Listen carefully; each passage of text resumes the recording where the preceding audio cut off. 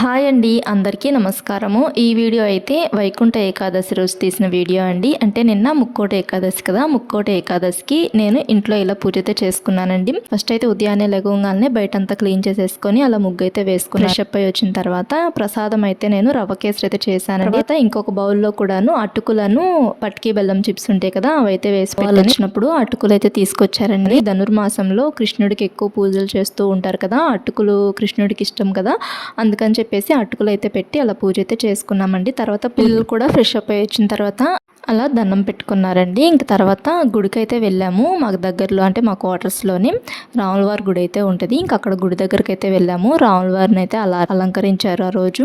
తర్వాత రాములవారి గుడికి ఎదురుగానే హనుమంతుడు విగ్రహం అయితే ఉంటుందండి.